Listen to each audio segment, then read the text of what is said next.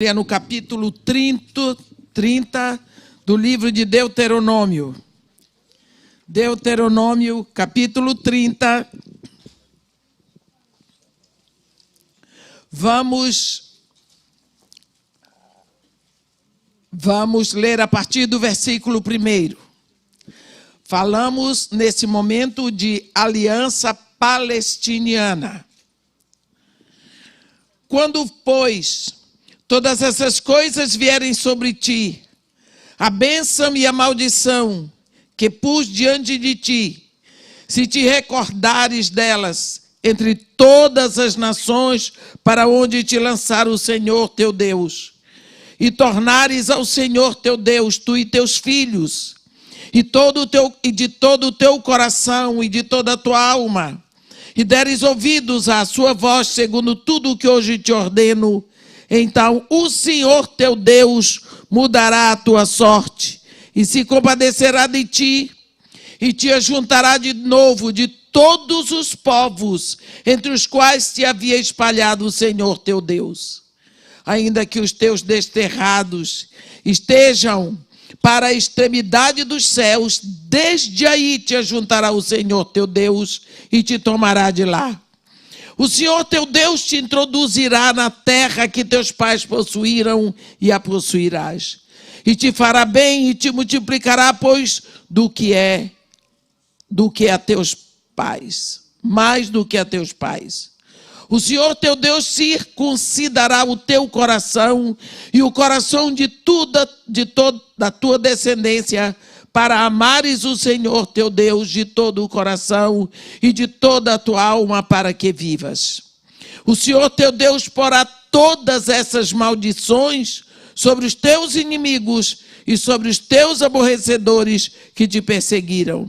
De novo, pois, darás ouvidos à voz do Senhor, cumprirás todos os seus mandamentos que hoje te ordeno. O Senhor teu Deus te dará abundância em toda a obra das tuas mãos, no fruto do teu ventre, no fruto dos teus animais e no fruto da tua terra, e te beneficiará. Porquanto o Senhor tornará a exultar em ti, para te fazer bem, como exultou em teus pais. Se deres ouvidos à voz do Senhor teu Deus, guardando os seus mandamentos e os seus estatutos escritos nesse livro da lei, se te converteres ao Senhor teu Deus de todo o teu coração e de toda a tua alma. Amém. Nós temos aqui um ingrediente novo que vem como coroa para a aliança palestiniana. Na primeira aliança, a aliança edênica, não tem para que falarmos disso, porque a aliança edênica é uma aliança em que Deus entrega tudo como um pai entrega ao filho quando nasce. E a única proibição era só essa, de não comer de uma árvore quando ele tinha todas as árvores. A segunda aliança, que é a aliança adâmica, já é uma aliança feita quando o homem estava no pecado, porque a edênica o homem não tinha pecado ainda. Então chama-se aliança feita na inocência, na pureza. Mas agora a segunda aliança, a aliança adâmica, o homem então já recebe só a consequência da desobediência, é a marca, é maldição. É afastamento, é perda, é queda. Então, agora, vem na aliança adâmica o grande ingrediente, o grito máximo do amor, da graça de Deus até então. Porque Deus ali, no meio de tudo, ele promete o Messias. Ele promete que, apesar de tudo o que fizemos, de todo o pecado, ele a si mesmo derramaria o seu próprio filho para nos trazer de volta para ele. Esse é o grande ingrediente da aliança adâmica. Mas então vem a aliança noética, que é feita depois do dilúvio, onde Deus começa a falar com sinais. E esse sinal do arco-íris, Deus diz, é para eu me lembrar. Mas acontece uma coisa, é uma aliança que Deus faz com Ele mesmo. Ele faz, quero dizer, com toda a terra, com todos os seres viventes, mas o homem não tem que entrar com nada, o homem só tem que receber. E entra então a linguagem dos sinais de aliança, e o sinal, nesse caso, é o arco-íris. Aí vem a aliança abrâmica, aí Deus entra pesado, fazendo aliança com o homem, trazendo o sinal de aliança, que primeiro estava nas nuvens, agora ele vem para o corpo do homem, é a circuncisão.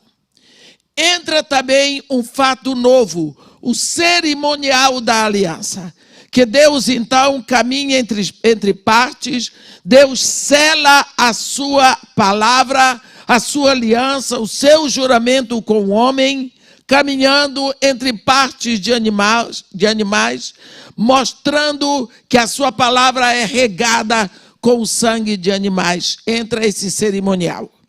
Depois vimos hoje de manhã a aliança mosaica, onde existe o casamento de Deus com a nação Israel.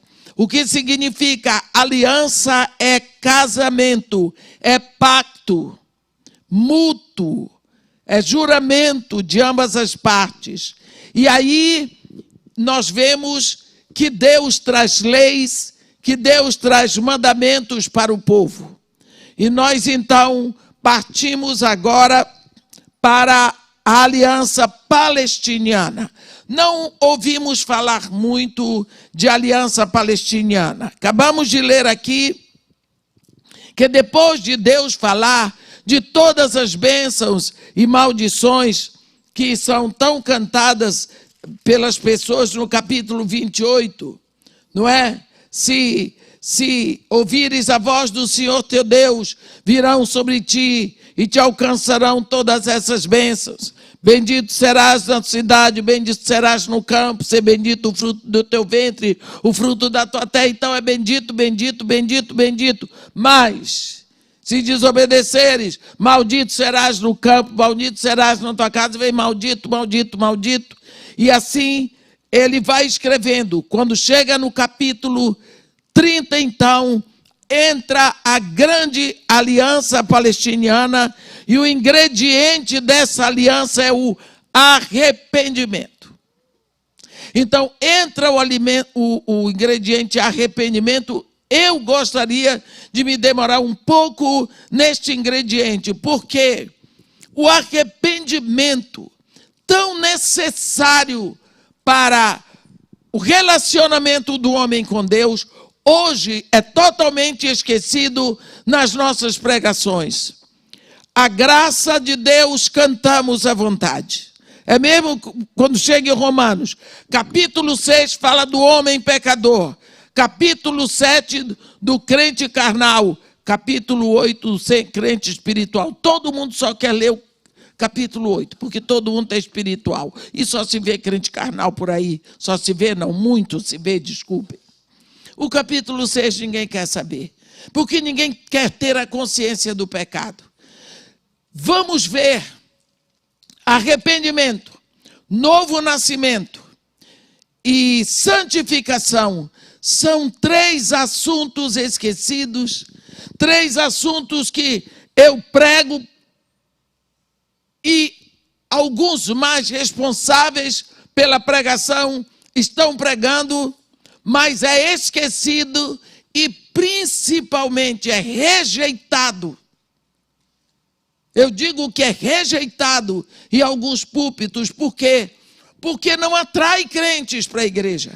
Porque não enche os bancos da igreja. Em outras palavras, porque não dá ibope. Mas são necessários. Olhe, aqui Deus dizendo: quando, pois, todas essas coisas vierem sobre ti, a bênção e a maldição que pôs diante de ti, se te recordares delas entre todas as nações, para onde te lançar o Senhor teu Deus. E tornares ao Senhor teu Deus, começa uma condicional. Te arrependeres. Esse sim, essa condicional que vem a alegria do Senhor em congregar todos, derramando as suas bênçãos. Você vê o desejo que Deus tem de nos ter todos debaixo do seu poder, debaixo dos seus olhos, como um pai se alegra em ver todos os seus filhos reunidos dentro da sua casa. Assim nós vemos, quando você olha João Batista começou o seu ministério, aparece João Batista no deserto dizendo: arrependei-vos, porque está próximo o reino de Deus. João Batista começa pregando arrependimento. Arrependei-vos, porque está próximo o reino de Deus. Em seguida de João Batista ter falado de arrependimento, a Bíblia diz: depois de João ter sido preso, foi Jesus para Galileia, pregando o evangelho de Deus, dizendo: o tempo está cumprido, o reino de Deus está próximo, arrependei-vos e crede no evangelho. Você vê, João Batista começa o ministério dizendo: arrependei-vos. Vem agora Jesus, vai para Galileia e começa o seu ministério dizendo: arrependei-vos. No dia de Pentecostes, quando Pedro faz o discurso, o povo faz o apelo. Não é Pedro que faz apelo, é o povo. E agora, que faremos? E Pedro dá a solução: arrependei-vos. Arrependei-vos. Então aqui nós temos João Batista falando arrependimento, Jesus falando arrependimento, Pedro agora no poder do Espírito Santo, no seu primeiro grande sermão, dizendo: arrependei-vos. Vamos caminhar mais um pouco. A Bíblia diz em Lucas 24 que Jesus mandou que se pregasse arrependimento para o cancelamento dos pecados. O que nos deixa claro que sem arrependimento não há cancelamento de pecados. Vamos mais um pouco. Quando Paulo estava preso em Filipos, que houve que fazem pergunta para eles: qual é a solução que Paulo dá? Arrependei-vos. Por que será então que de uma hora para outra a igreja do século 21 simplesmente bane o arrependimento de seu ensino, de sua pregação, na mesma forma que sucateou o inário? Tudo bem que sucateie os hinos do inário, mas arrependimento é a ordem de Deus. Arrependimento é assunto sine qua non para o cancelamento de pecados. Você vê aqui na aliança palestiniana, o ingrediente novo é o arrependimento. Mas o que é arrependimento? Arrependimento é mudança de atitude em consequência do que já mudou lá dentro. Mudou lá dentro. Eu vou aqui andando para o supermercado. No meio do caminho eu digo: não vou ao supermercado, porque hoje não é o dia certo para ir ao supermercado. Eu volto. Eu me arrependi, eu voltei. É uma mudança de 180 graus. Agora, como é esse arrependimento? Tanto no Antigo Testamento como no Novo Testamento, a Bíblia nos ensina como é que nos arrependemos. No livro do profeta Oséias, no capítulo 14, nós vemos que Israel, a esposa do Senhor Deus, já tinha pecado, já tinha transgredido tudo. Ele tinha mandado profetas, e Israel não mudava de comportamento. Israel estava adulterando com todos os Baalins, e principalmente com Baal, que parecia ser, entre todos os Baalins, o mais charmoso. E agora, Israel vai a julgamento, Israel é condenada, Israel recebe sentença, pena final. Mas antes que a pena seja executada, o profeta levanta a voz e grita, capítulo 14, volta, ó Israel, para o Senhor teu Deus, porque pelos teus pecados estás caído. Tende convosco palavras de arrependimento, convertei-vos ao Senhor, dizei-lhe. Olha o medicamento para a volta. Volta Israel como tendo o quê? Palavras de arrependimento, diz ele.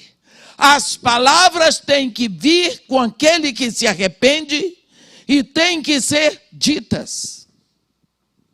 Diz ele, perdoa toda iniquidade, aceita o que é bom, e em vez de novilhos, os sacrifícios dos nossos lábios, a Síria não nos salvará.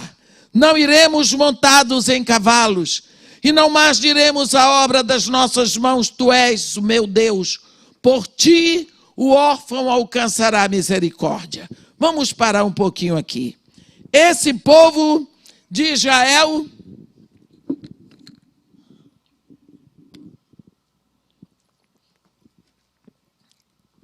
se meteu com ídolos, e tudo o que Deus tinha dito para eles era, eis, vocês vão entrar na terra que eu dou a vocês, a terra que eu prometi a Abraão, Isaque e Israel.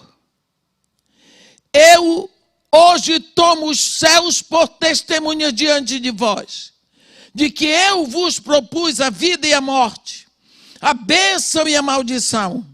Escolhei, pois, a vida, para que possais viver vós e a vossa descendência. Quando Deus prepara esse povo para entrar na terra, porque Jeová queria dar um lar para a sua nação esposa, a nação que tinha aliança com ele. E esse lar era a terra de Canaã. Ele disse lá, a minha misericórdia vai estar sobre vocês, a minha proteção, o meu amparo vai estar com vocês. Eu vou mandar a chuva na medida certa, o calor do sol na medida certa. Vocês vão plantar, vocês vão beber de poços que vocês não cavaram. Vão beber das vinhas que vocês não plantaram. Eu vou prover tudo para vocês, porém, não se metam com os deuses daqueles povos. Não se metam, não se misturem, não façam aliança com aqueles povos. Porque senão eles vos expulsarão da terra. Eles vão expulsar vocês de casa. Assim como Deus prometeu no Éden ao homem que não comesse de uma só árvore, eles comeram e foram expulsos do jardim. Assim, comendo, se misturando, tendo comunhão com o povo daquela terra, eles seriam expulsos da sua casa. Não deu outra. Eles entraram na terra e começam a adorar os Baalins. E tudo o que Deus mandava para eles, campos amarelinhos de trigo, amarelinhos de milho, a vontade, o azeite, as olivas para tirar azeite, as parreiras de uva para eles fazerem vinho. Eles diziam, mas aqui é muito bom. Baal é um Deus muito melhor do que o Deus de Abraão, O Deus de Abraão é o Deus do deserto. Ele mandava todos os dias só aquele maná. Mas aqui em Canaã, não. Baal, olha o que ele nos dá. Aqui é muito mais interessante. E eles se misturaram e eles não ouviam os profetas. Os profetas eram ridicularizados, desobedecidos, às vezes esbofeteados e apedrejados. E eles, quando Deus disse, então eu vou tirar tudo que eu estou dando a vocês. Então começou a faltar tudo e eles começaram a pedir ajuda para o Egito, que não deu. Começaram a querer fazer aliança com a Síria, porque uma aliança com a Síria seria muito bom, era a nação que tinha as cavalarias. A Síria também não quis conversa com ele. Quem quer conversa com o pobre? Com quem não tem nada? A única coisa que eles tinham na terra é Deus, e no momento que Deus os deixou, cadê? Então eles começaram a fabricar ídolos para ajudar. Começaram a fabricar ídolos. Eu vejo isso tanto quando eu vejo filho de Deus. Começa e pede empréstimo no banco. E começa a jogar na loto. E daqui a pouco ele começa a fazer caixinha. Conheci outro dia um que estava na caixinha. Faz de tudo. Vai até no centro espírita. Não, só uma vez para ver o que acontece. Deus fala onde Ele quiser, não está impedido. E assim, crente tem desculpa para tudo, o povo que tem.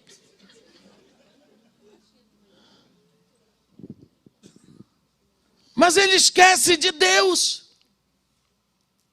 Você vê lá em Apocalipse.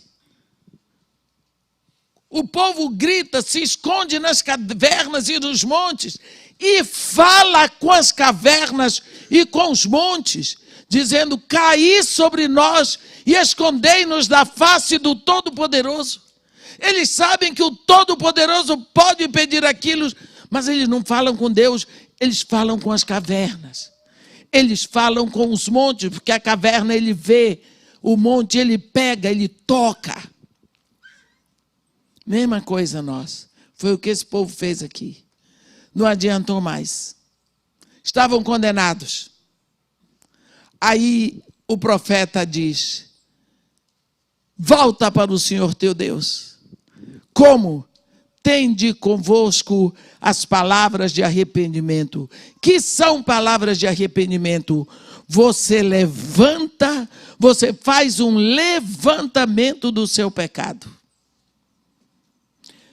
Isso, arrependimento, não significa você chorar e se babar todo. Você pode até chorar, não tem problema, mas arrependimento é um ato racional. É lógico.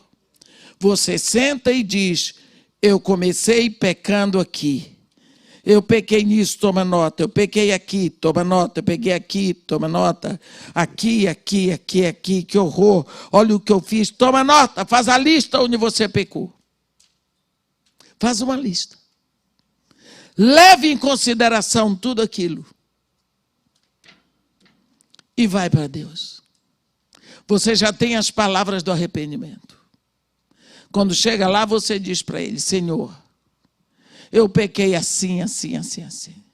Eu reconheço que eu não devia ter feito isso por causa disso, isso, isso, isso. No centro de Macumba ninguém vai me ajudar, porque ele não se ajuda a si mesmo, e lá não é o Senhor que está, o Senhor é o Deus ajudador. Aqui, eu preferi esquecer do Senhor. Mas o meu pecado era tão grande que eu pensei que eu podia me esquecer do Senhor. Eu pequei, você vai. E é isso que eles estão fazendo. Olha o que o profeta diz para eles falarem para Deus. Perdoa toda iniquidade. Iniquidade é sujeira. Aceitam o que é bom. E em vez de novilhos, os sacrifícios dos nossos lábios, não adianta sacrificarmos novilhos ao Senhor. O Senhor quer palavra, reconhecimento. Lá vai o reconhecimento. A Assíria já não nos salvará. Porque um dia nós dissemos que a Assíria faria tudo por nós. hoje reconhecemos que ela não faz. Não iremos para lá montados em cavalos, como esperamos um dia ir. Nós colocamos ídolos e dissemos para eles que eles eram os nossos queridos, os nossos santos, a nossa mãezinha, o nosso paizinho, e que ele nos ajudaria. Não, nunca mais diremos a obra das nossas mãos, tu és meu Deus. Por ti, o órfão, aquele que nada tem, alcançará misericórdia. Pronto, eles chegaram, entregaram o pecado que eles cometeram com palavras. O que é que vai acontecer? Olha a resposta de Deus.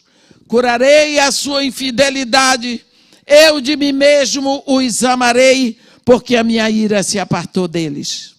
Serei para Israel como orvalho, ele florescerá como o lírio e lançará as suas raízes como o cedro do Líbano. Estender-se-ão os seus ramos, o seu esplendor será como o da oliveira, a sua fragrância como a do Líbano. Os que se assentam de novo à sua sombra voltarão, serão vivificados como o cereal e florescerão como a vide, a sua fama será como a do vinho do Líbano.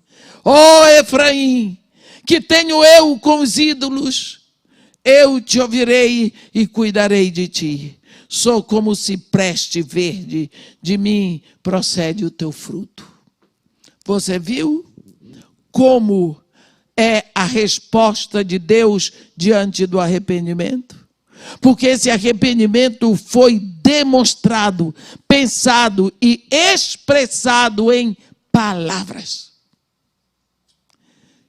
Quando Jesus Cristo, lá em Lucas 15, ele conta 3 parábolas sobre perda e restauração. Que ele fala sobre perda e restauração de relacionamento. Ele coloca um pai e um filho. Nós conhecemos bem, nem vou ler, o pai do filho pródigo.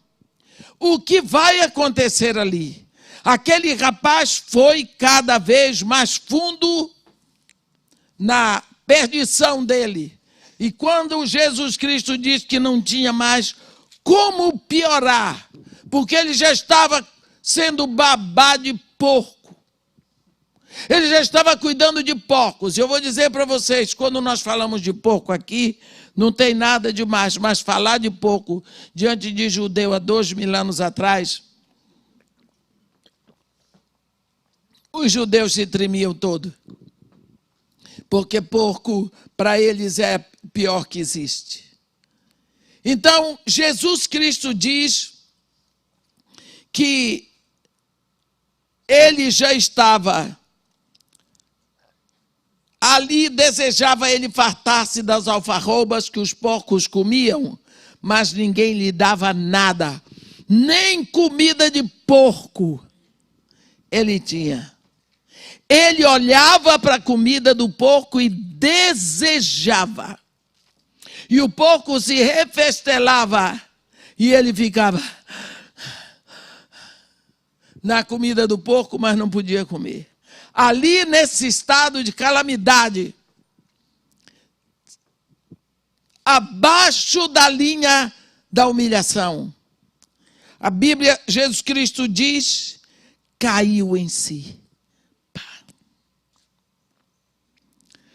E disse, mas ele disse consigo mesmo, quantos trabalhadores de meu pai têm pão com fartura, e eu aqui morro de fome. E naquele momento, ele lembrou da casa de seu pai.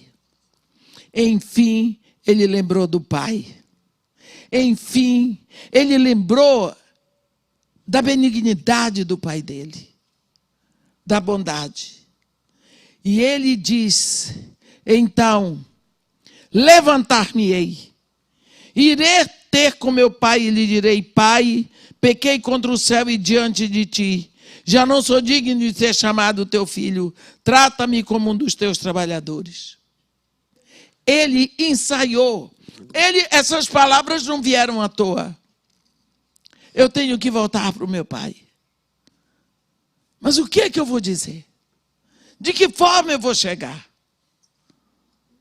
Hoje em dia o povo faz o que quer, vou levar um presentinho. Bato nas costas do velho e digo assim: pai,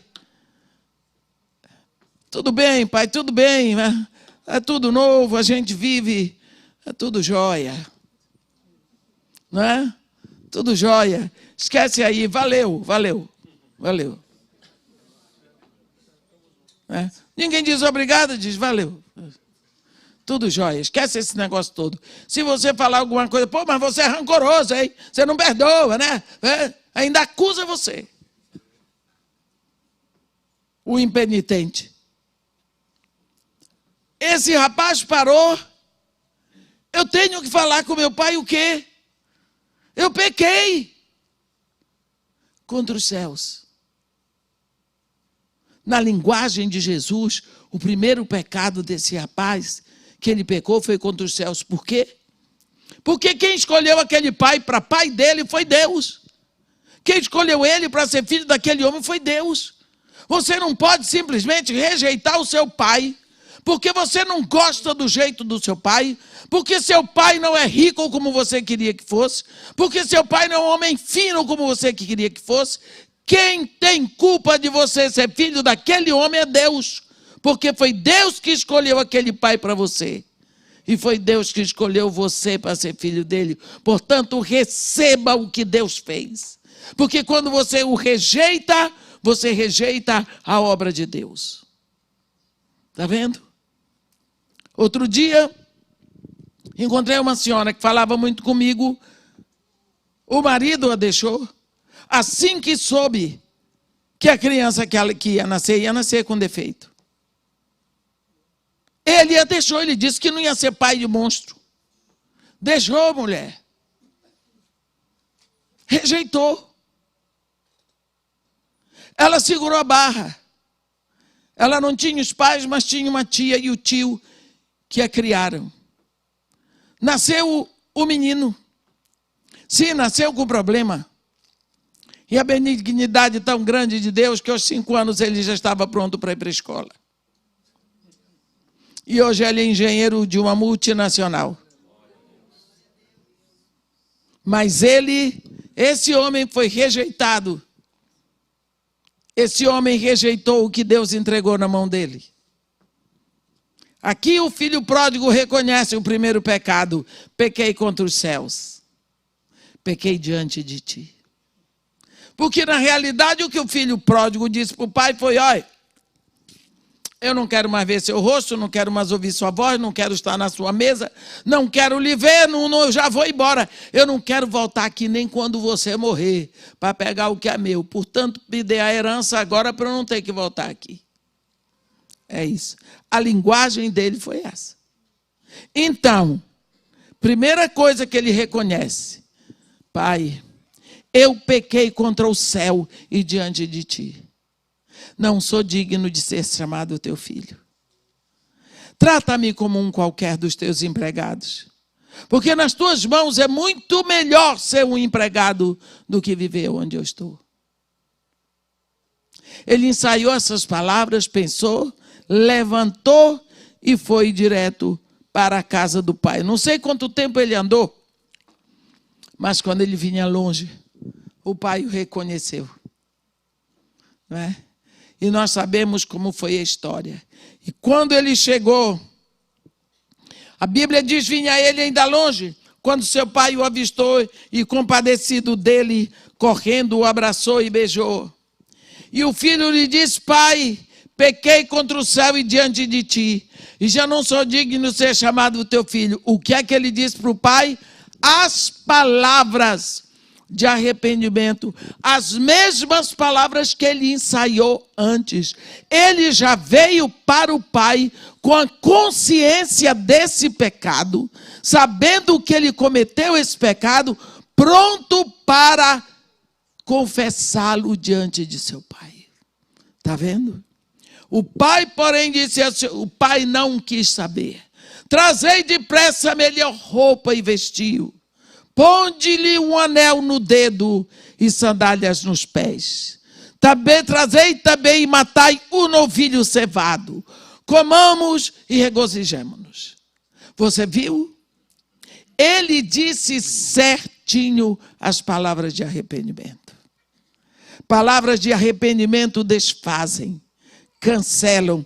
Do mesmo jeito que o profeta Oséias fez no capítulo 14, assim Jesus nos ensina no capítulo 15 de Lucas. O que significa que arrependimento tem que ser demonstrado, expressado em palavras. Suponhamos que o marido de manhã dá uma daquelas e xinga todas as gerações da mulher, porque é sua mãe, porque é seu pai, porque é quem seu irmão, a sua tia, e pá, vai embora, bate a porta e a mulher fica em casa. De dia ele pensa, puxa, mas eu exagerei, pisei na bola hoje. Tem que voltar para casa. Entra em casa com a cara dura, chega para a mulher, oi minha filha, deixa para lá aquele negócio de hoje de manhã, está acabado? Vai, deixa para lá, está tudo bem. Tudo bem. Não está tudo bem. Não está tudo bem. Ela não vai falar nada para não criar uma celeuma. Mas uma ferida foi aberta. Está machucado, doeu. A mãe é dela, o pai é dela, os irmãos são dela. Você não tem direito de machucar as pessoas. Ó, seu grosso.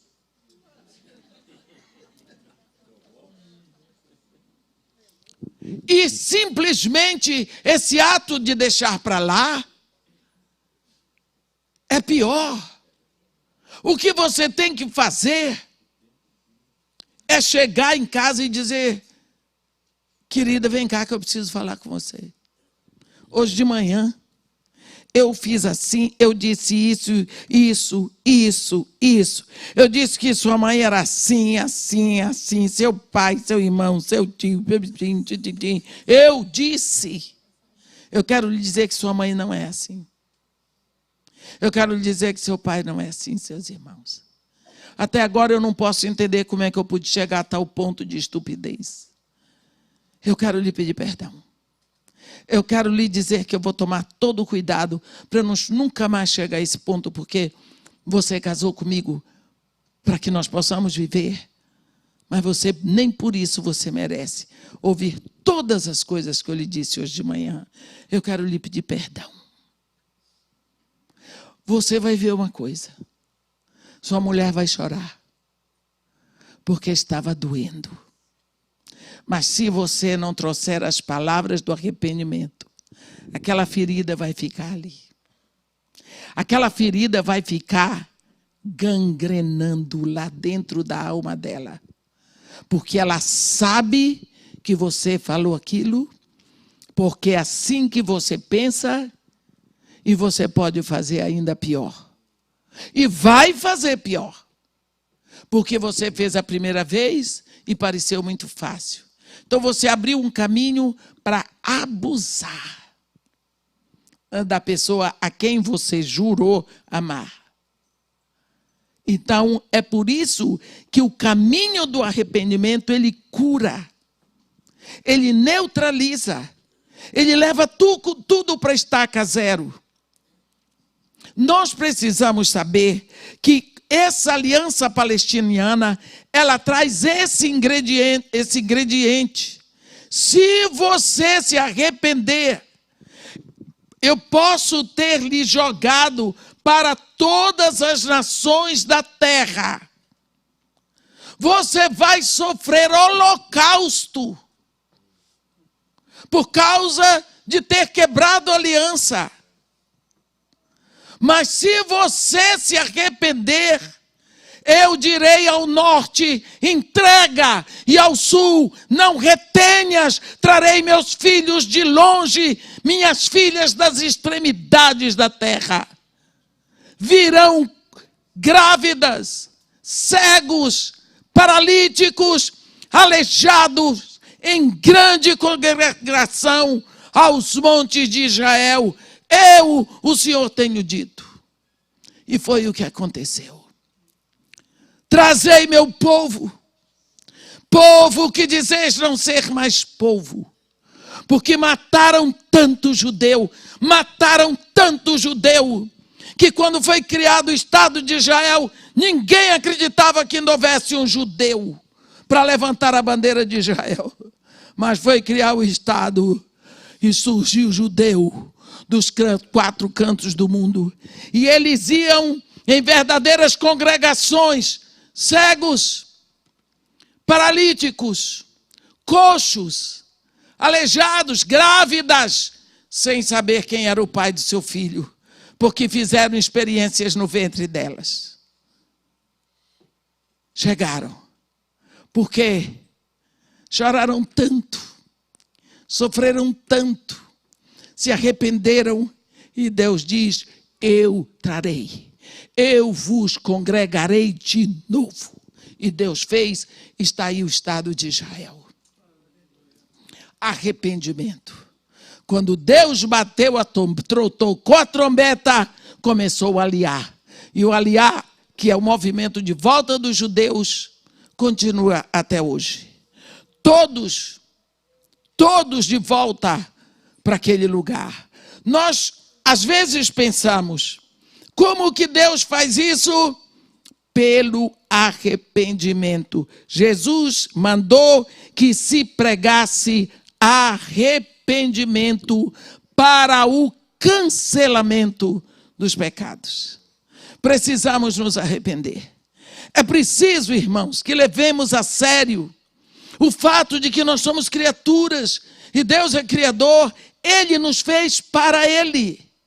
E em Jesus Cristo Ele se fez nosso Pai. Será que nós não podemos tomar todos os dias 5 minutos? 5 minutos, sentar lá na beira da cama e dizer: Pai, estou aqui para mais um dia. Mais um dia, eu não sei o que vai acontecer. Mas antes de tudo, eu te peço a tua mão poderosa sobre os meus filhos, sobre a minha casa, sobre o meu companheiro, a minha companheira, meu esposo, minha esposa. Mas eu quero te pedir, Senhor, que eu possa levar vida que te alegre, que tu te comprazas em mim. Me deixa fazer alguma coisa para que tu te alegres com a minha vida. Eu quero fazer alguma coisa boa hoje, além de trabalhar. Dá-me alegria. Dá-me a capacidade de te servir com alegria. Para a glória do teu nome. Deixa que eu veja a tua direção. Me faz perceber a tua presença. Livra os meus pés de todo laço. Livra o meu corpo de toda arma maligna que venha do inferno. Faz resplandecer sobre mim o teu rosto. Eu te peço em nome de Jesus. Essa oração que eu fiz aqui não deu nem 2 minutos. Você abra o seu coração. Tenha 1 minuto para pensar aonde que eu pequei. Diga para Deus o quanto é difícil não ter pecado. Fala para Ele da sua dificuldade. E diga para Ele: me dá condição de arrependimento. Cria no meu coração um caminho de arrependimento. Dá que eu possa mudar a minha vida. Sem ti eu não posso fazer nada. Faça, meu irmão, busque arrependimento. Mais do que você busca dinheiro, busque arrependimento, porque é o arrependimento que cancela o pecado. E é o pecado que faz a separação entre nós e o nosso Deus. Deus diz em Isaías 59, eu não tenho braço encolhido que não possa salvar, nem surdo os ouvidos que não possa ouvir, mas as vossas iniquidades fazem separação entre vós e o vosso Deus, e encobrem o seu rosto para que não os veja. Aliança palestiniana, nós vemos um se. Esta é a condicional de Deus. Se a condicional E vemos a alegria do Senhor em congregar a todos, derramando as suas bênçãos.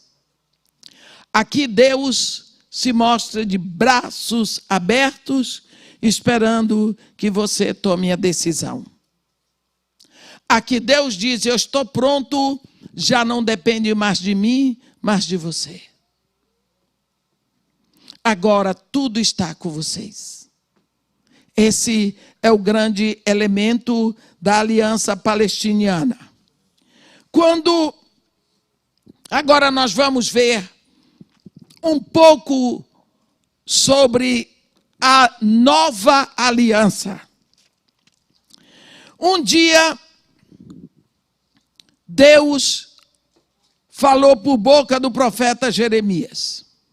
Por que Deus fala de uma nova aliança? Capítulo 31 do livro do profeta Jeremias.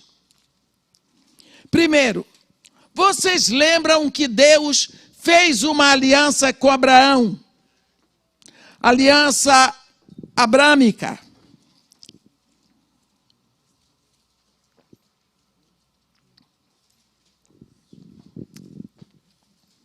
Ele fez a aliança de mistura e unidade de Abraão. Deus pegou, o nome de Deus é YHWH. Ele diz: Abrão já não será o teu nome, e sim Abraham, quer dizer, ele pega o H, que é a letra que é duplicada no nome de Deus, e ele abre o nome de Abraão e bota esse H lá no meio. Então, em vez de Abrão, se torna Abram, se torna Abraham.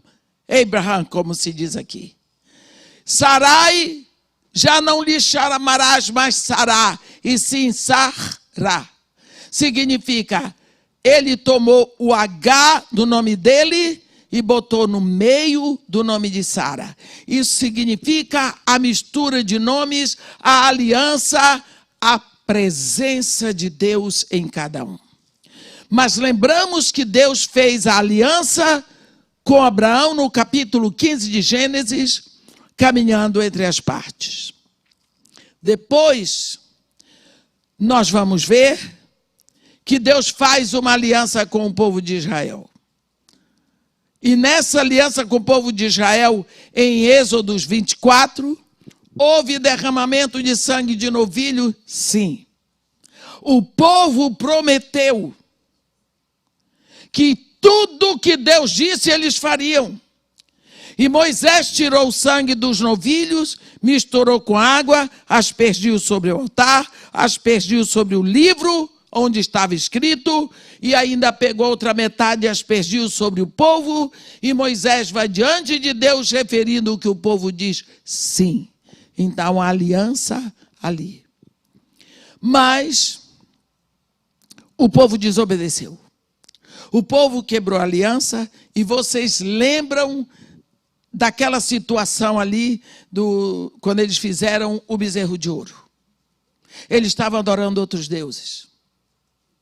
Quando eles tinham prometido que não fariam. Então, o povo quebrou a aliança. O povo sempre quebrou a aliança. Não adiantava. Não adiantava.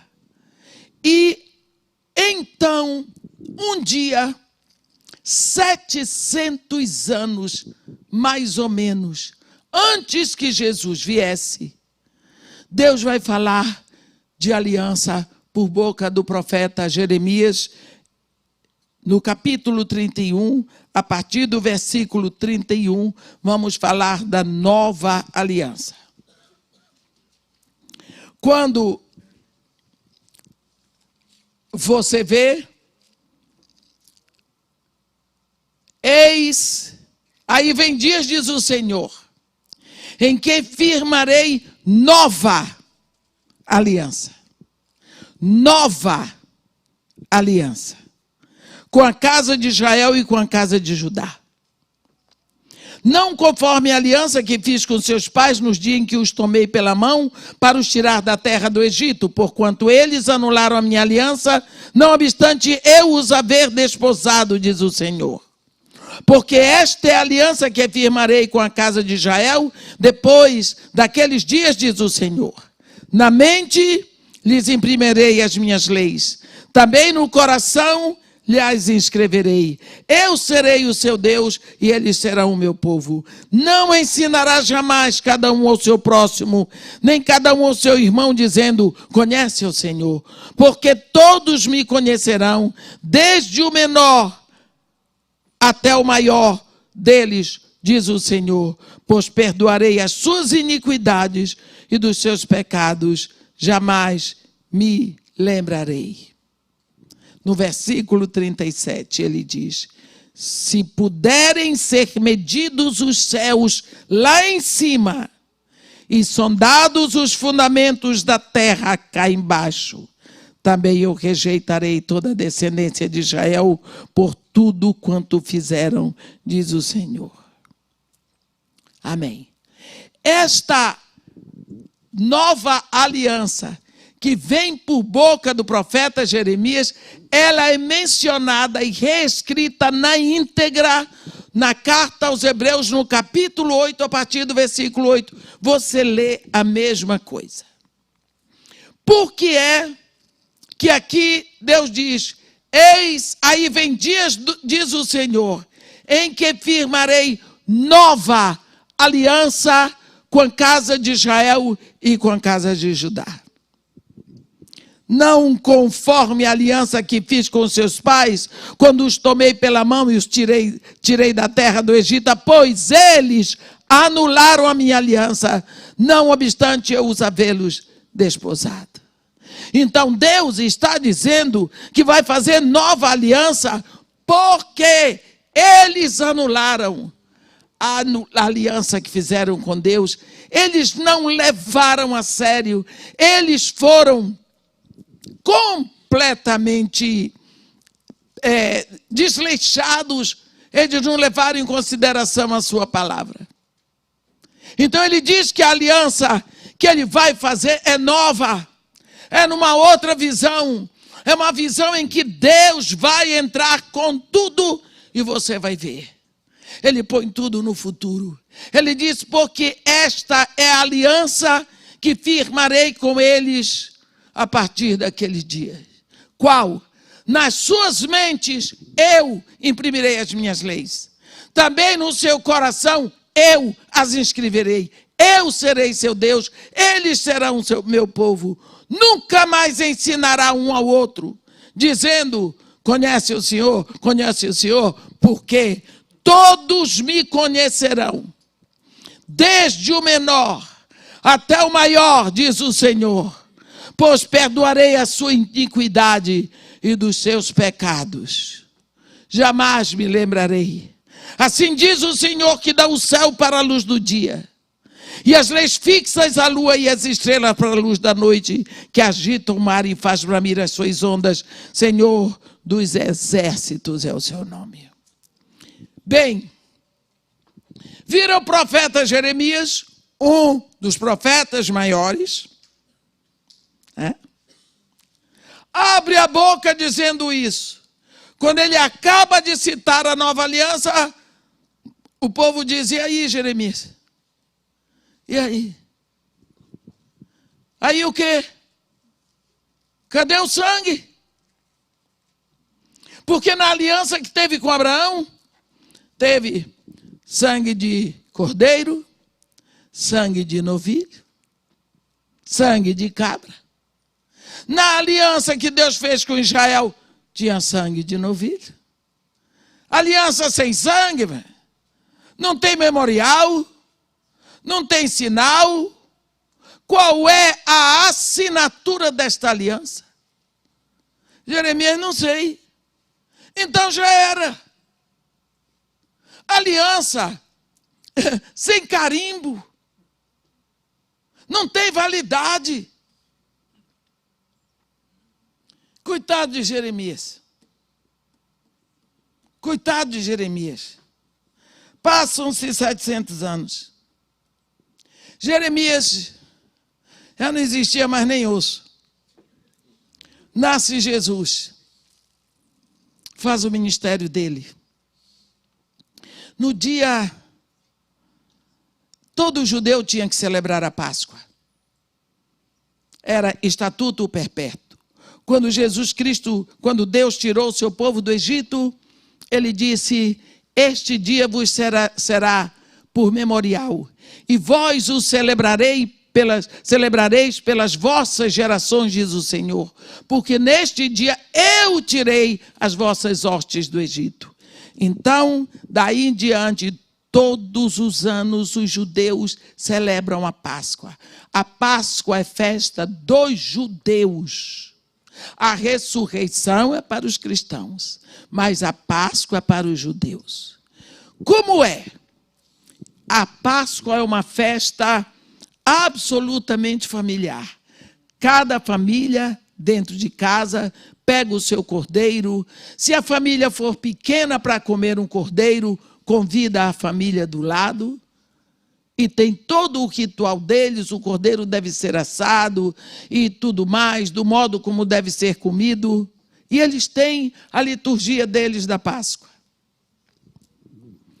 4 taças de vinho, cordeiro assado, ervas amargas, pães asmos, tudo direitinho. Aí vem o primeira taça, levanta-se o patriarca da mesa, às vezes não orou o ano todo, nem pegou a Torá, mas nesse dia ele vai ter que se levantar, nesse dia ele vai ter que falar. Se levanta, é Páscoa, todo mundo em volta da mesa esperando. Ele levanta e faz lá a oração dele. Aí ele pega a primeira taça, que é a taça da santificação, chama Kiddush, e ele passa por todos da mesa, cada um bebe um pouquinho, volta para ele, ele bebe o que sobrou.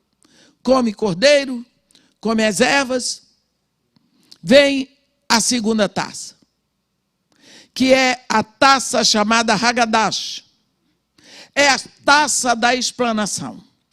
Alguém da mesa pergunta: por que esta refeição é separada de todas as outras refeições?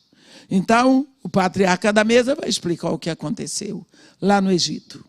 E ele fala, e ele se gaba, e eles se alegram do que Deus fez pelo povo hebreu no Egito. E aí eles mandam brasa de alegria. Eles celebram a saída, a vitória sobre Faraó. Uma beleza. Passa a taça, todo mundo bebe e traz para ele, ele bebe o final. Aí vem a taça de ação de graças. Taça de ação de graças, eles pegam o pão e dizem: este é o pão da aflição que nossos pais comeram na terra do Egito. Tomai, parti e comei dele todos. Aí o pessoal passa, come.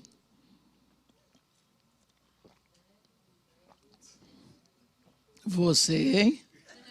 Eu ouvi. Ela está bebendo ali. Eu sei que não é pinga.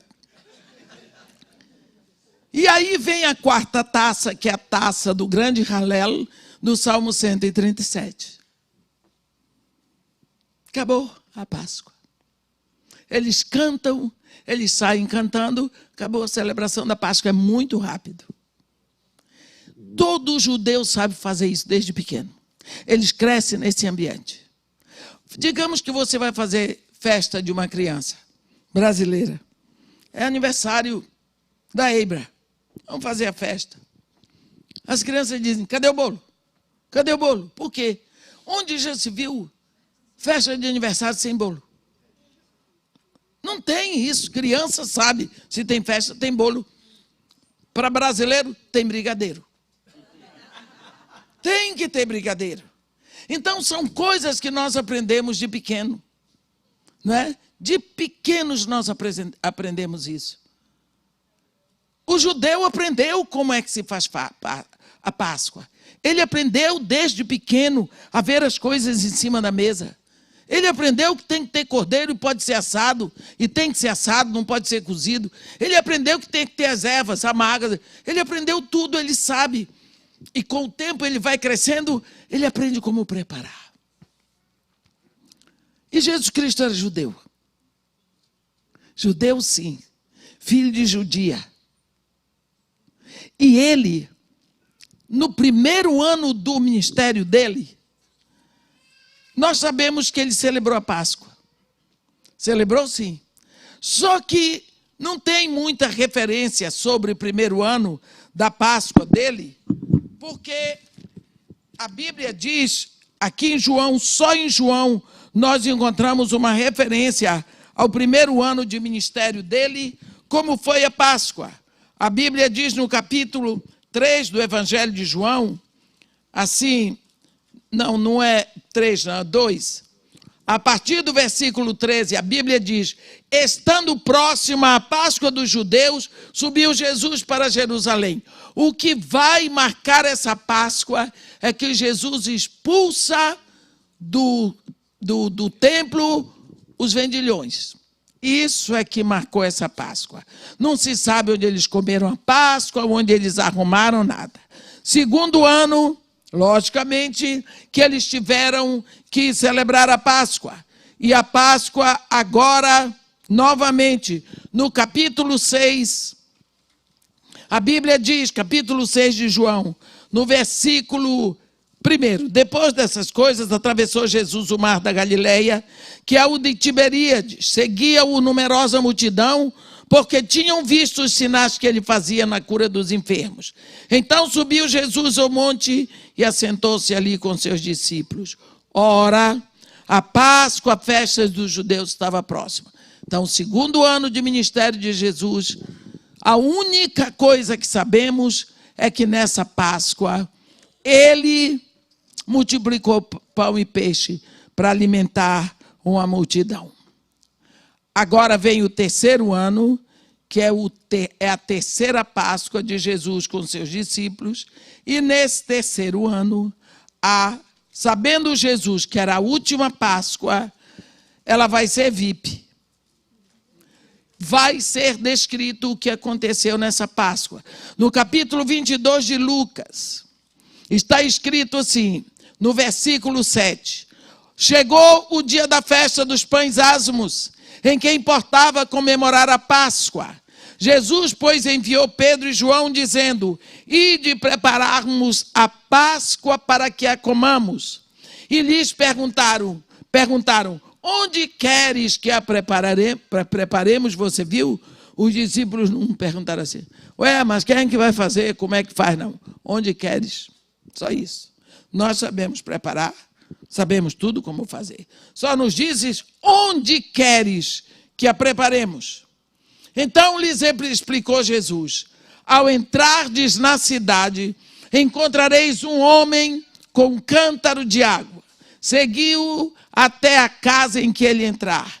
E dizei ao dono da casa, o mestre manda te perguntar, onde eu aposento, onde que eu hei de comer a Páscoa com os meus discípulos, ele vos mostrará um espaçoso cenáculo mobiliado. Ali fazer os preparativos.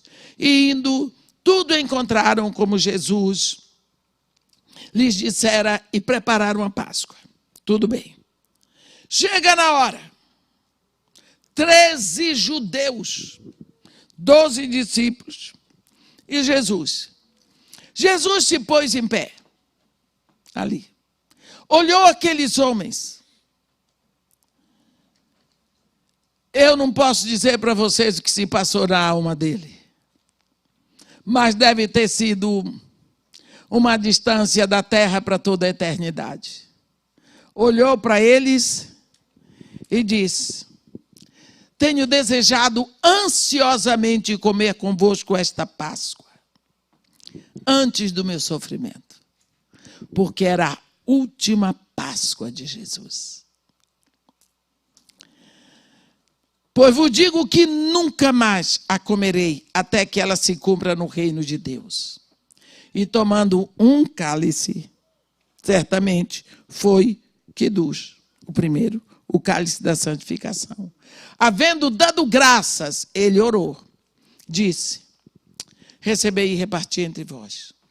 Pois vos digo que de agora em diante não mais beberei do fruto da videira, até que venha o reino de Deus. E tomando um pão, tendo dado graças, o partiu e lhe deu, dizendo: isto é o meu corpo oferecido por vós, fazei isto em memória de mim. Semelhantemente, depois de cear, tomou o cálice. Você viu? Tomou o cálice, dizendo: este é o cálice da nova aliança no meu sangue, derramado em favor de vós. Quero agora falar sobre isso. Aquela mesa, aquela Páscoa, foi a Páscoa das emoções, a Páscoa da revelação. Foi um momento, eu digo que foi o momento mais próximo da glória. Porque Jesus Cristo começou a derramar a revelação ali de tudo para eles. Quando ele diz, os discípulos esperavam que ele dissesse: tomai, parti, comei, este é o pão da aflição que nossos pais comeram na terra do Egito. Ele disse: não, isto é meu corpo, tomai, comei, parti. Eles disseram o quê? Ele ficou louco. Não é assim. Páscoa não é assim. Porque ele está dizendo que é o corpo dele. O que foi que aconteceu? Houve um clamor naquela hora entre aqueles 13 homens. Houve um zuzuzu ali, um susto, alguma coisa diferente. O que Jesus estava dizendo? Assim como este pão vai estar dissolvido no corpo de vocês daqui a pouco, é assim que eu quero estar, dissolvido em vocês, um com vocês, misturado com vocês, de sorte que ninguém possa nos separar. Era isso. Ele estava dizendo: não é mais pão de aflição, eu tomo toda a aflição para mim. Vocês simplesmente me têm em você. Aí ele tomou um cálice. Tomou o cálice e disse: este é o cálice da nova aliança no meu sangue. Ali, os discípulos viajaram até 700 anos antes de Jesus nascer, quando esta palavra tinha sido mencionada pelo profeta Jeremias. 700 anos antes de Jesus nascer, o profeta Jeremias tinha falado: eis que vem dias, diz o Senhor, em que firmarei nova aliança com a casa de Israel e com a casa de Judá. Não conforme a aliança que fiz com seus pais, quando os tomei pela mão e os tirei da terra do Egito, mas eles desprezaram a minha aliança. Não obstante eu os havê-los casado com eles. Olha, ninguém tinha acreditado nessa aliança, porque não tinha sangue para selar. Jesus simplesmente está dizendo: vocês lembram da nova aliança mencionada pelo profeta Jeremias? Lembram de tudo o que aconteceu? Lembram que ninguém acredita na veracidade e no valor desta aliança? Porque não tem sangue para ratificá-la. Pois eu quero dizer para vocês agora que o sangue que sela a nova aliança está correndo nas minhas veias agora. Porque Jesus sabia que dali a 24 horas estaria morto e enterrado. Então aquela hora foi a Páscoa da revelação. Este é o cálice da nova aliança no meu sangue. Pronto. Ali estava ratificada a nova aliança de que nós falamos. Nós vemos que este esta palavra de nova aliança é uma palavra em que vem tudo no sangue de Jesus. Enquanto as outras alianças foram seladas com sangue de novilho, sangue de carneiro, de cordeiro, de cabra e de novilho, a nova aliança é selada com o sangue do Cordeiro de Deus, com o sangue do Filho de Deus. Então é uma aliança firmada entre Deus e Deus. Não há como ser quebrada. Não há como ser quebrada. Deus investiu tudo quando Ele manda o anúncio da nova aliança. Firmarei nova aliança com a casa de Israel e com a casa de Judá. Não conforme a aliança que fiz com seus pais, quando os tomei pela mão e os tirei da terra do Egito, pois eles anularam a minha aliança, não obstante eu os haver desposado. Porque esta é a aliança que farei com eles depois daqueles dias, nas suas mentes. Imprimirei as minhas leis. Também nos seus corações eu as inscreverei. Eu serei seu Deus, eles serão o meu povo. Nunca mais ensinará um ao outro dizendo, conhece ao teu Deus. Por quê? Porque para com eles usarei de misericórdia e dos seus pecados jamais me lembrarei. Esta nova aliança é a aliança que sela todas as outras alianças. É a aliança do perdão de Deus geral para a humanidade. Quando Deus planejou a redenção lá no Éden, Ele já estava pensando nisso. Você lembra quando Deus... Houve um momento no céu quando os anjos pecaram. Os anjos caíram, viraram demônios. Deus não moveu uma palha para redimir os anjos. Virou demônio, acabou. Mas quando o homem caiu no Éden, na hora, Deus disse, não vai ficar assim. O homem eu criei para mim. Eu colocarei inimizade entre a tua descendência e o seu descendente, tu lhe ferirás o calcanhar, mas mulher, o teu descendente lhe esmagará a cabeça. Esta promessa ali na aliança adâmica, ela vem se cumprir aqui. Na sétima aliança. Na nova aliança, onde Deus toma tudo sobre ele. Tudo sobre ele. Ele diz, a aliança que eu vou fazer agora é firmada em nova promessa, porque é no novo sangue, o sangue de um cordeiro sem mácula, e este cordeiro é o Filho de Deus. E nós sabemos que esta profecia do cordeiro é uma profecia que ela vai se desenvolvendo cada vez mais. A grande profecia que cobre a Bíblia, a maior de todas as profecias, ela está enunciada pelo profeta Abraão, no capítulo 20, ou é 19, eu não sei, para eu não falar errado, que normalmente eu erro nesses... Capítulo 20, no versículo 7, Deus diz a Abimeleque que Abraão é o profeta, é o primeiro profeta enunciado por Deus. E você diz, mas qual foi a profecia de Abraão? Não tem livro de profecia de Abraão? Não tem, não precisa. Ele diz para Abimeleque, restitui a mulher a seu marido, porque ele é profeta. E ele intercederá por ti e tu viverás. Se, porém, não lhe restituires, sabes que morrerás tu e toda a tua casa. O profeta era Abraão. Qual foi a profecia de Abraão? Quando ele subia um dos montes da terra de Moriá com Isaac. Isaac é um tipo cristológico. Isaac levava a madeira para ser sacrificado nela, como Jesus Cristo subiu o Calvário com a madeira da cruz para ser sacrificado nele.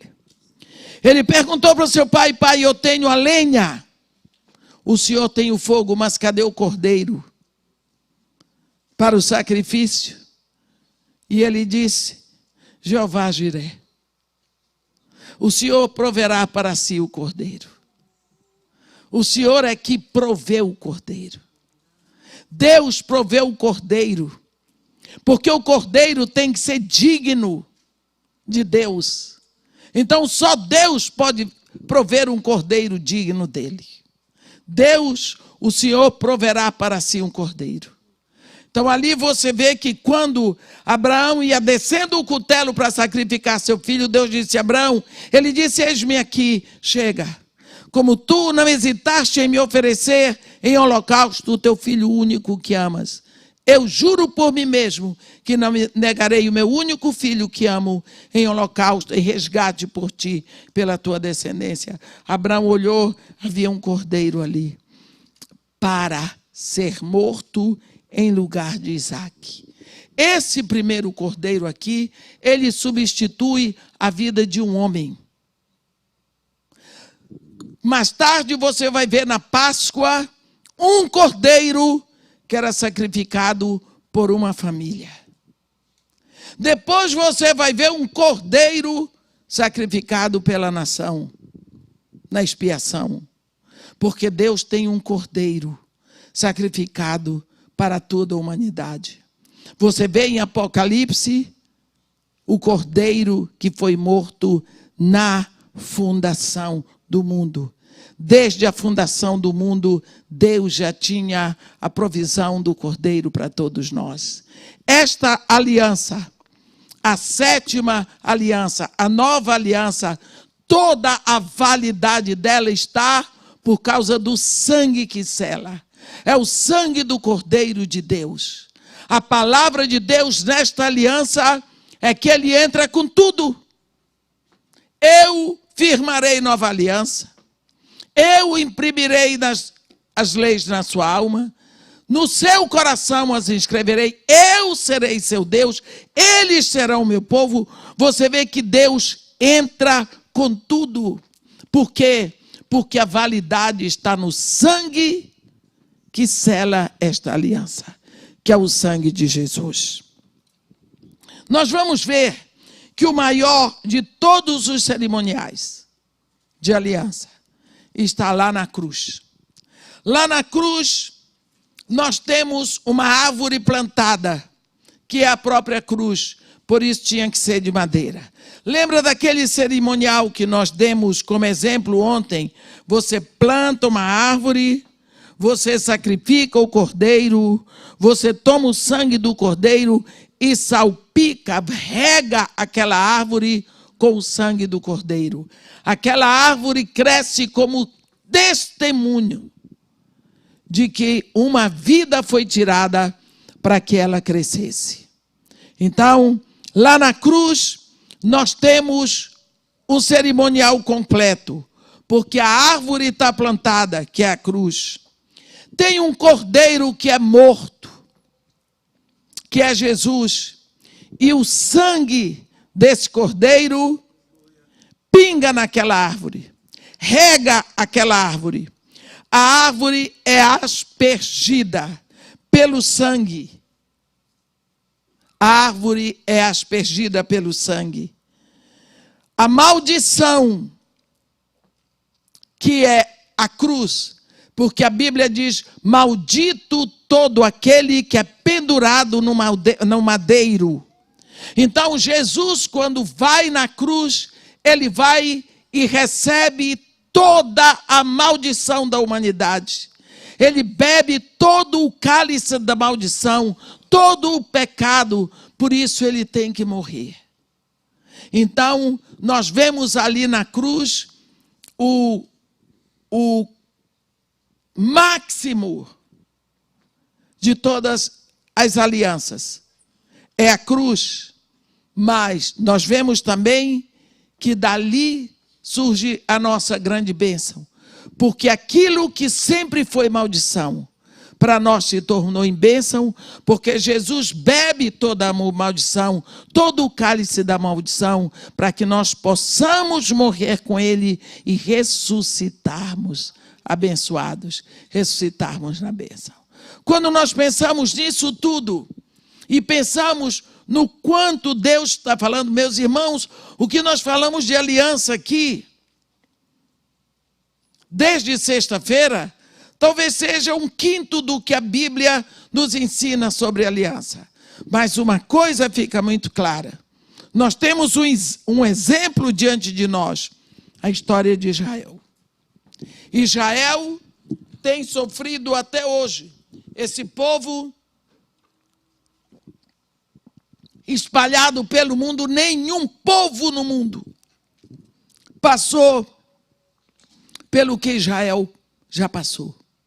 Mas nenhum povo no mundo sobreviveu com as qualidades que esse povo sobreviveu. Toda a América existe por causa do capital judeu. Porque quando perseguiram os judeus na Europa, a Igreja Católica, junto com os reis católicos da Espanha, Isabel de Castela e Fernando de Aragone, eles casaram, eram os reis católicos, para perseguir os judeus, para matarem, confiscarem os seus bens. Eles tiravam o dinheiro dos judeus. Imediatamente eles produziram a vinda, a exploração da América. Santa Maria, Pinta e Nina, as 3 caravelas de Cristóvão Colombo, foram compradas com capital judeu. Quando não deu mais para nada, eles enchiam as caravelas com judeus e mandavam despejar na América. Esse povo aqui fundou os Estados Unidos. Estados Unidos foi fundado com capital judeu. Não é daí que nós temos Abraham Lincoln. Por isso, esse país tem no seu dinheiro a palavra "In God we trust". Por isso, o juramento deles ainda é sobre a Bíblia. Por isso, a grande prosperidade. Por isso, o grande número de judeus nos Estados Unidos. Isso é uma parte só da história. Esse povo é o único povo da antiguidade que mantém o seu hino, a sua bandeira, a sua língua, o seu Deus, a sua adoração. Espalhados pelo mundo, pelos 4 ventos, mortos aos montes. O Holocausto é um exemplo mais moderno do que eles sofreram, porque ninguém escreveu na memória o tanto de judeus que morreram no Egito. Crianças arrancadas do ventre de sua mãe, apertavam no pescoço comida de crocodilo. Aquelas mães passaram por isso. Hoje está aí Israel, segunda maior potência bélica do mundo, segundo maior produtor de frutas, de vinhos, um espetáculo de nação, um solo pobre, porque 80% da terra que foi devolvida para eles é deserto. Solo pobre que eles têm que trabalhar. Subsolo pobre, não tem petróleo. Ar desértico. Eles deram a volta por cima. Existe uma mão poderosa sobre aquele povo. Eles quebraram a aliança várias vezes, mas Deus diz: direi do povo, o povo que dizeis não ser mais povo. Quando que Deus deixará a sua palavra? Não por causa de Israel, mas por causa da aliança que ele fez com Israel. Essa aliança, a 7ª aliança, ou a aliança que nós chamamos Nova Aliança, ela vem exatamente oriunda da primeira. Porque Deus não é perdedor. Ele não fez a terra para ser um caos. Quando ele nos botou aqui, você acha que ele não terá coisa muito melhor para nós? Satanás foi lá e sujou. Ele diz, eu quero ver se você pode. Aí, você vai andar um pouquinho mais, e agora nós vamos lá, em Efésios. Efésios. Você vê Paulinho de Tarso, no capítulo 3 da carta que ele escreve aos Efésios. Você sabe que cada carta tem o seu tema, e o tema de Efésios é riqueza. A carta de Gálatas nos ensina que nós somos livres. A carta de Efésios nos ensina que nós somos ricos. Ele diz no capítulo 3, no versículo 8, a mim, o menor de todos os santos, me foi dada esta graça, de pregar aos gentios o evangelho das insondáveis riquezas de Cristo. E, olhe bem, manifestar qual seja a dispensação do mistério desde os séculos, oculto em Deus que criou todas as coisas. Para quê? Olha o mistério aqui, meu irmão. Pela igreja, a multiforme sabedoria de Deus se torne conhecida agora dos principados e potestades nos lugares celestiais, segundo o eterno propósito que estabeleceu em Cristo Jesus, nosso Senhor. Vamos parar aqui. Você viu? Deus tinha um segredo oculto nele. Deus, segredos na Bíblia, segredos de Deus, segredos do reino são chamados mistérios. Mistério não é coisa do mundo das trevas, não. Mistérios são os segredos de Deus, que o Espírito vai revelando, o Espírito vai tirando o véu pouco a pouco para nós.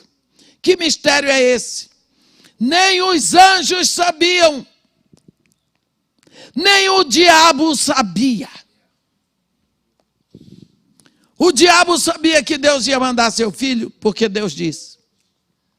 O diabo sabia que seu filho ia nascer em Israel, ia ser judeu, sabia. O diabo até sabia, podia saber, que o seu povo rejeitaria, que os judeus rejeitariam Jesus.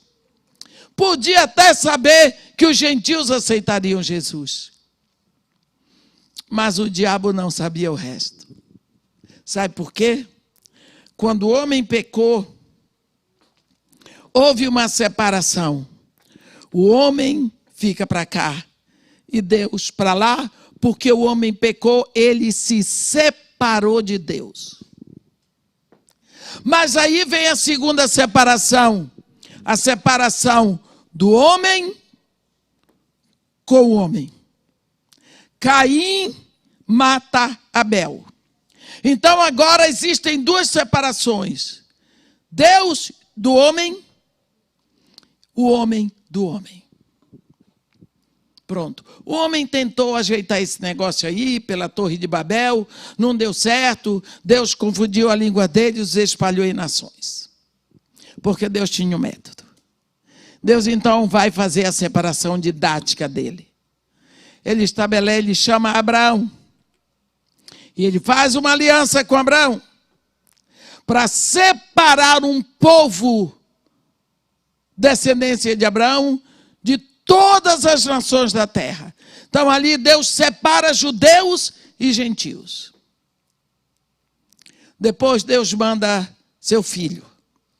E seu filho lá na cruz, ele une judeus com gentios. Por quê? Pelo evangelho, pela cruz, Jesus Cristo não veio para fazer com que judeus se tornem cristãos. E nem que cristãos se tornem judeus. Foi isso que os judeus não entenderam. Os apóstolos, o evangelho não estava ensinando que os judeus deviam ser gentios ou que os gentios queriam ser judeus. Por isso aqueles judaizantes entravam nas igrejas da Ásia Menor, querendo que os gentios se circuncidassem. Não é por aí. Gentio não tem que virar judeu. O que Deus estava fazendo na cruz de Jesus, Ele estava criando um novo homem, numa nova visão, numa nova concepção de vida. Ele estava unindo judeus pecadores com gentios pecadores e tornando eles um novo homem em Cristo e juntando esses dois, unindo de volta a Deus pela cruz de Cristo. Essa junção do homem com o homem pecador e os dois em Cristo se unindo a Deus se chama igreja. Esse é o segredo de Deus. Mas não apenas aí. É que esse novo homem, essa nova criação, estaria assentada nas regiões celestiais, superior a todo anjo, a todo arcanjo, a todo querubim, a todo serafim, a todos os principados e a todas as potestades. Esse pecador caído, esse pecador perdoado na cruz, esse pecador lavado e remido no sangue de Jesus, novamente unido a Deus, esse corpo chamado igreja, assentado nas regiões celestiais. Esse é o grande mistério que ficou escondido em Deus e que foi revelado aos gentios. Isso se chama igreja. Isto vem, Deus vem cantando através de alianças, desde a primeira, até chegar em Jesus Cristo, no qual Ele faz convergir todas as coisas para a sua glória. Amém. Quando nós pensamos nisso tudo, tudo foi feito por Deus para nós. E Ele espera de nós que nós tenhamos mais cuidado no que dizemos, no que expressamos, naquilo que prometemos. Porque é através da quebra de aliança que entra maldição. Quantos de nós estamos sofrendo porque a nossa língua é usada contra tudo aquilo que não cremos? Você crê uma coisa lá dentro, você diz outra. Precisamos tomar cuidado. O nosso Deus não é Deus de confusão.